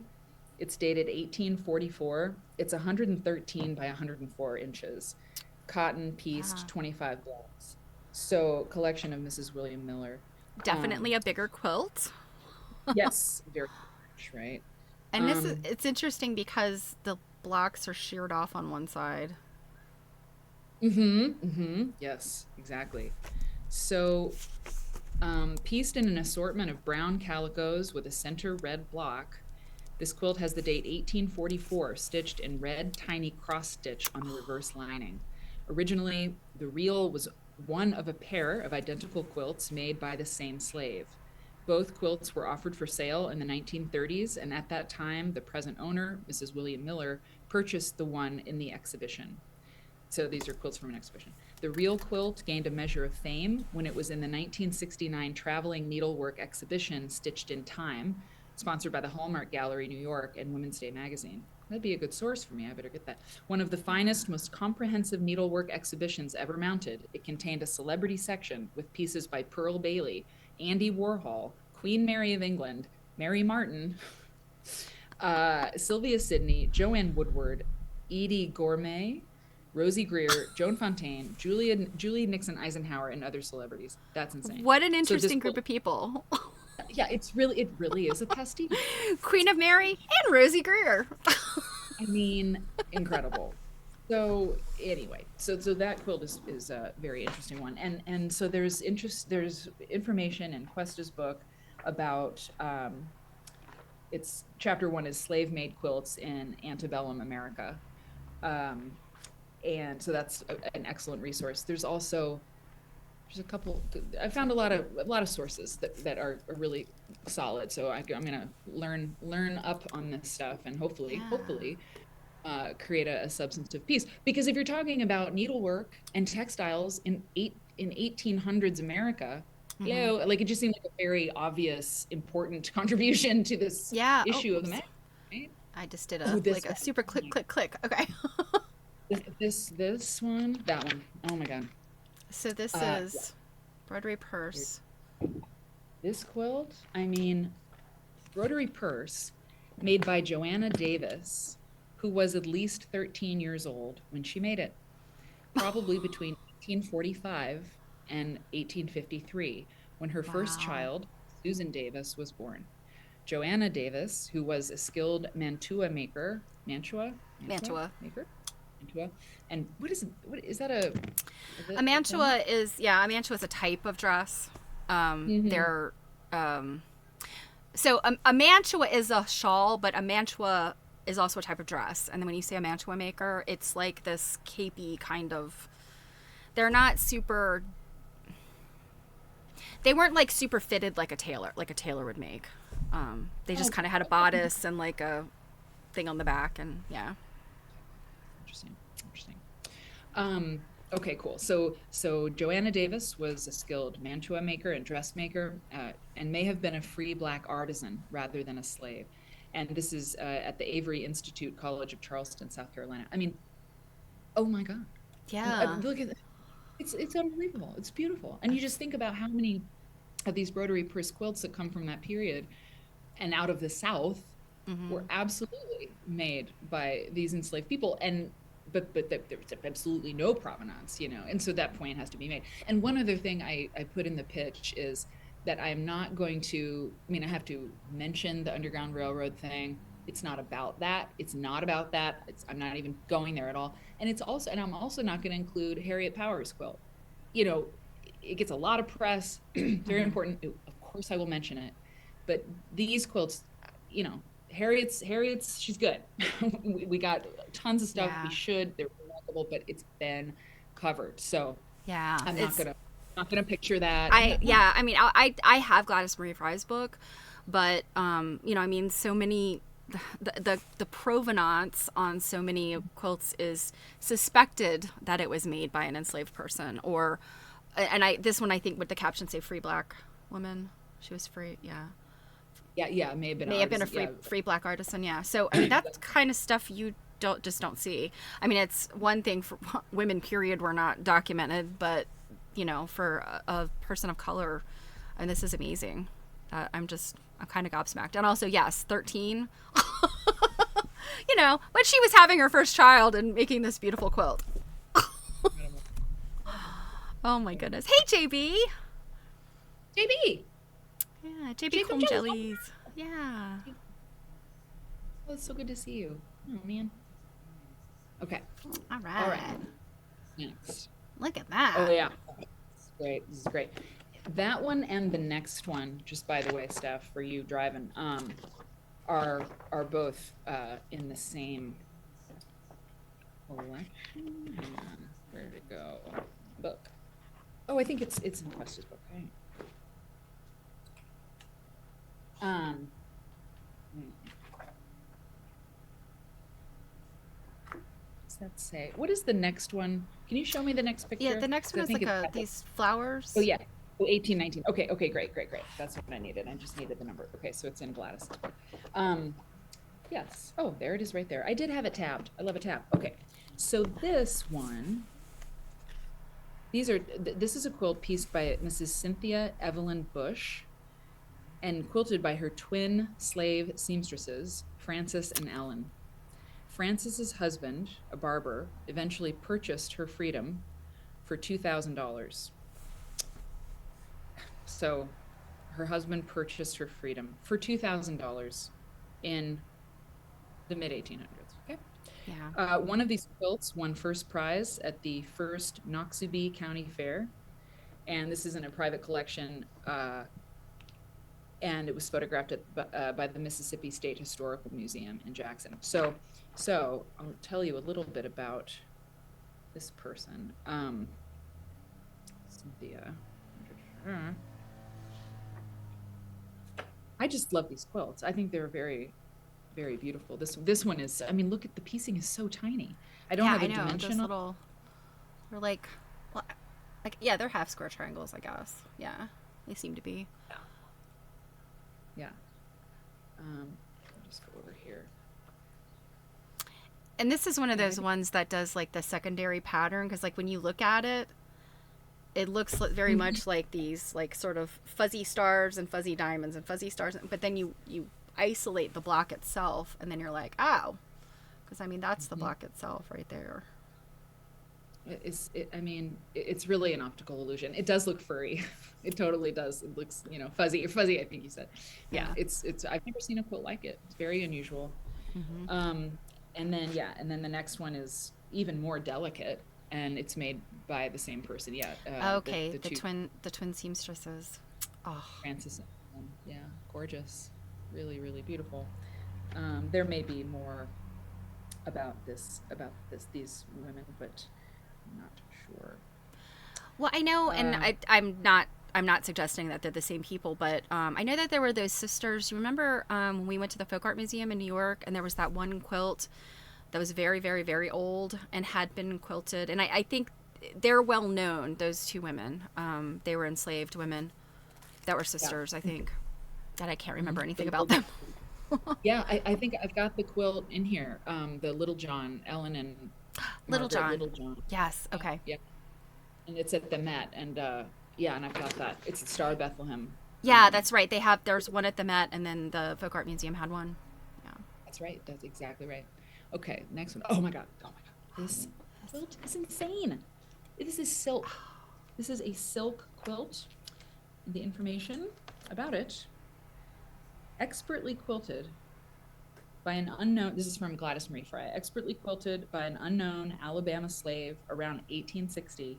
This quilt in the tumbling blocks pattern is made entirely of silk. Wow. Um, and I'll just, while we're kind of looking at those, let me just read something from Questa. Um, and she says in her book, page 21, as with all African American quilts, a compelling reason to research slave made quilts was to ascertain the role of Black quilt making in American quilt history. To paraphrase Dr. W.E.B. Du Bois, these long ignored quilts represented the works of, quote, a wholly submerged group, unquote.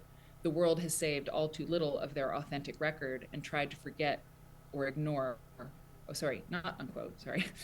A wholly submerged group, the world has saved all too little of their authentic record and tried to forget or ignore even the little saved, unquote. Quilt making by enslaved blacks was widespread as examples of quilt making by enslaved blacks was widespread as examples of slave-made quilts have been found in every former slaveholding state in the Union. A sizable percentage of extant slave quilts are in the possession of white slave owners' descendants. So much of the information associated with the quilts would come necessarily from the oral histories provided by the quilt's present owners. To balance these sources, primary historical documents, including firsthand slave narratives reported in the antebellum period and later interviews with former slaves in the postbellum era and in the 1930s Works Progress Administration, were consulted. Um, and there's a lot about there's a lot that we know. I mean, what we don't know is 10 zillion times more than what we do know, but there is Right. information out there, and there are quilts, and some of them are just staggeringly beautiful. I mean, Yeah. they're all the story about it is staggering, and about every single one of them, but then certain examples of them are just, this quilt is unbelievable. Yeah. It's so This, and it beautiful. looks like this one is. I mean, it may be the photograph, but looks like it suffered some fading because it looks like this was originally like a pinky peachy color, maybe. Yeah, And this yeah. top corner, the vines and the flowers pop a lot more. But yeah, this is an interesting. Um, I guess I don't know how to say it. Like an interesting layout for the tumbling blocks because it makes these Yeah. stripes. I mean, obviously that's Jill. intentional. Yep. Right. Exactly. Usually you see Yeah. like the one it's in every book, I guess. The one that makes the sort of pointy. Yeah. Um, Yeah. I know that's the what one you I always think of. Yeah.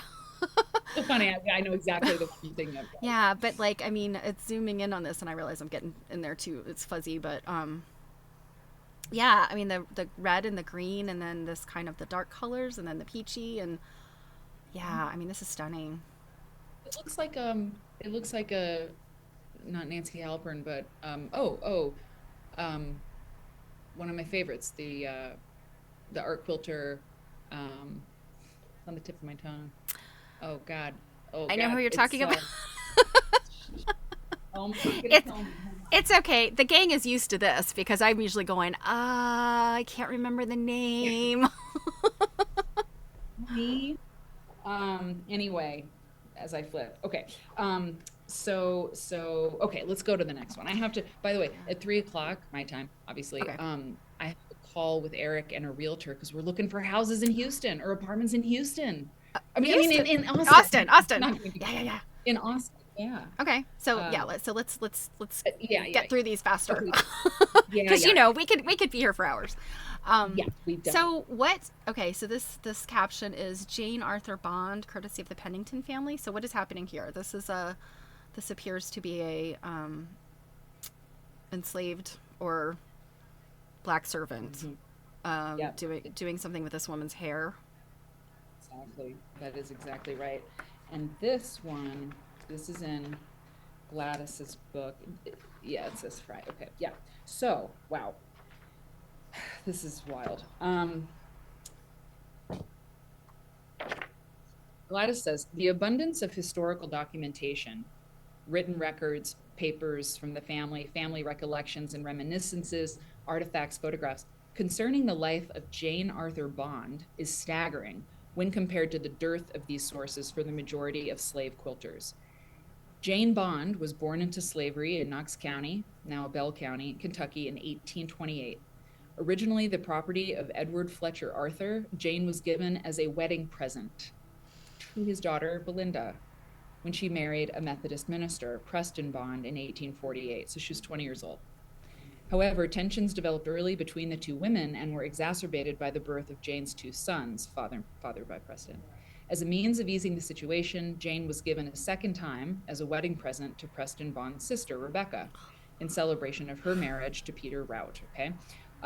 Happily, Rebecca and Jane formed a close friendship and shared many experiences, including quilting. I think the next picture has a picture of Rebecca, the woman. Yes, yes. So she and Jane Bond was the woman combing the young girl's hair. Okay. In the previous picture. This is a surprisingly Um, modern looking picture, by the way. I I don't know. know. I wouldn't have guessed it's that old because usually their faces look different. But okay, and so I and so then this is Rebecca in this picture with Jane. Yeah. Yep. Well, I don't know if that's Rebecca or not. I'm not sure Okay. who she's working on there, but I'm not sure. I don't think so. Well, that girl is she marrying age at that time? Probably, but it's either going to be a daughter of Mm-hmm. Rebecca Okay. or her first owner. After the Civil War, Jane and her two sons returned her to her original owner. Jane and Susan quilted together. Anyway, so oh yeah, and it was Jane who taught Susan, this first woman, not Rebecca, but Jane Bond, the enslaved woman, taught Susan how to quilt. And approximately 20 of their quilts have survived. So those are two of them. Those are two of these quilts. And they were both, yeah, the one on the left, the red one, was made by Jane Arthur Bond, the woman who didn't get along. Or no, sorry. No, they're both made by Rebecca. I'm sorry, the Rebecca one and we Jane. like, the Mm-hmm. lady with the, yeah, The yeah, one they we both, like. yeah, the one who's not as horrible, Yeah. but still owned a So slave. So, um, yeah, so so she that is an originally went from Edward Fletcher Arthur to Belinda, then Belinda, to yeah, Rebecca, and then back to Belinda.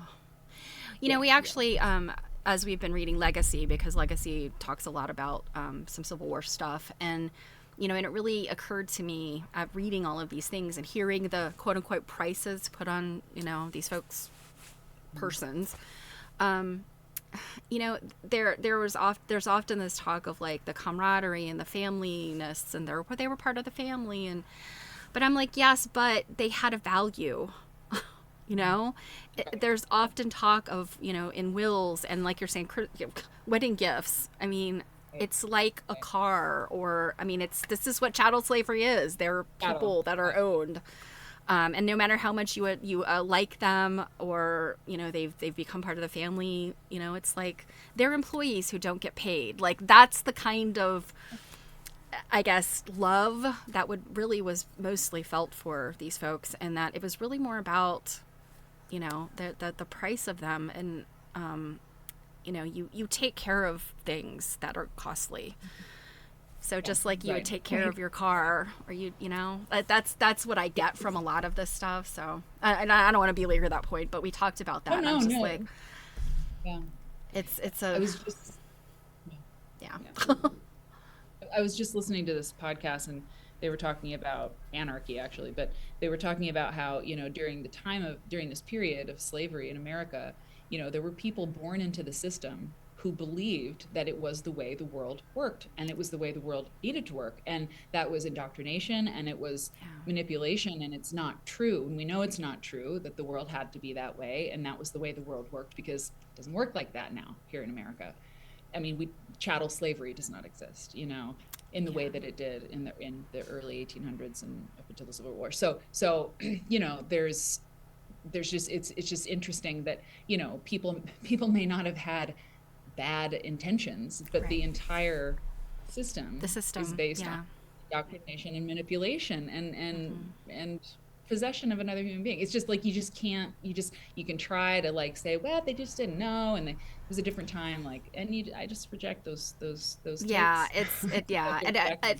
it's gross every way you look at it, but and there's no excuse for it. But yeah, it's so much more nuanced, I think, than what we slap on it today. Because it is easy to look at it and just go ooh ick, and it is ooh ick. But yeah, there is that nuance there, and it's just like, it's you could kind of hear the stories of both sides, like, oh, they loved their enslaved people. Sure they did. uh Yeah.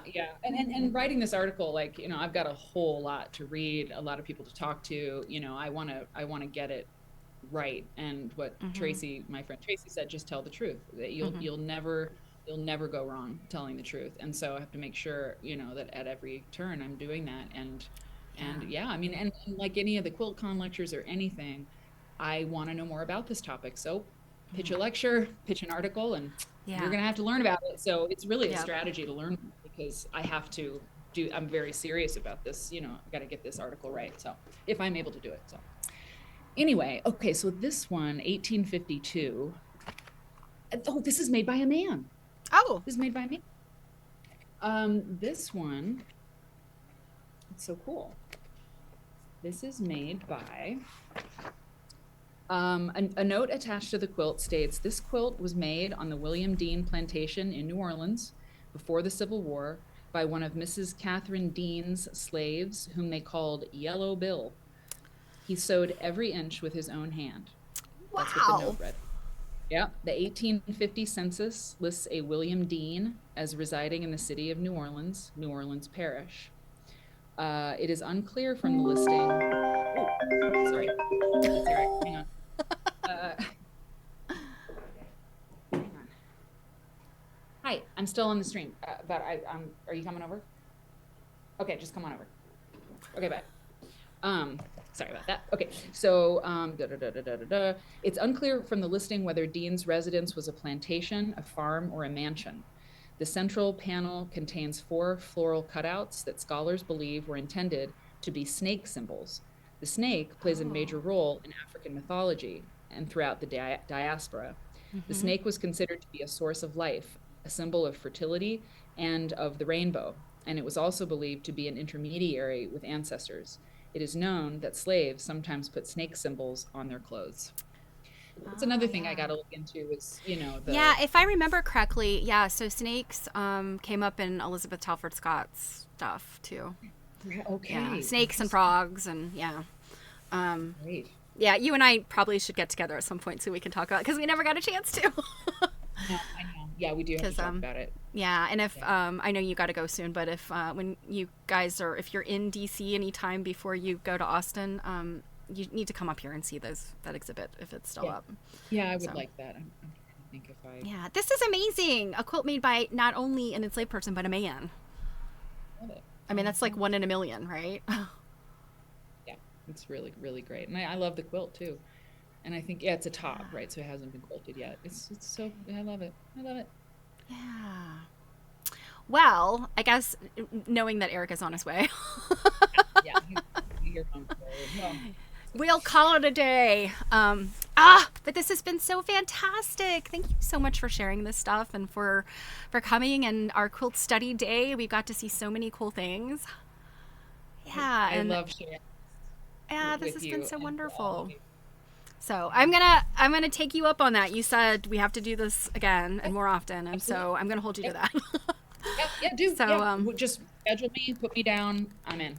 yeah, and I mean, as always, you guys, thank you so much for being here because we couldn't do this without you. And yeah, I know when I dangle the carrot of Mary on the stick, everybody shows up. So I'll be your yeah. carrot. I'll be your carrot.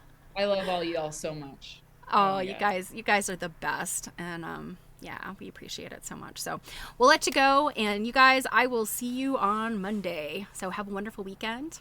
Mwah to Mary. Mwah to you guys. Love you guys. Bye, Steph. Thank you. Bye. All right, guys. Let me. So while I'm still on the screen, I will tell you just a couple things to remember. If you're following along with Legacy, our Legacy book, we have gotten through the first section. We are reading chapters, I think it's 4 through 8 next. So if you're following along, be sure to do that by Tuesday. It's kind of a bummer start of a book because it's sad. It's about the Civil War, but we're getting into the good stuff. The happier days for Tallulah Bottoms, who the book is about. Also, coming up next week, Jill and I have a Needlework Nights on Wednesday, so be sure to check that out on Quilt Nerding, and that is on YouTube. And then one other thing, if you guys are interested in joining us, we're going to be doing a quilt along, and I know some of you have already said, raised your hand and said yes. It's the Mary Witherwax quilt that Dawn Ronigan, who we just read her book, it's one of her pattern books, and we're going to do a little quilt along with it. So lots of fun stuff. I've got a bunch of stuff I need to post on the Facebook page today, and so look for that. And beyond that, I'm going to say goodbye. And I hope you guys have a wonderful weekend, and we'll see you soon.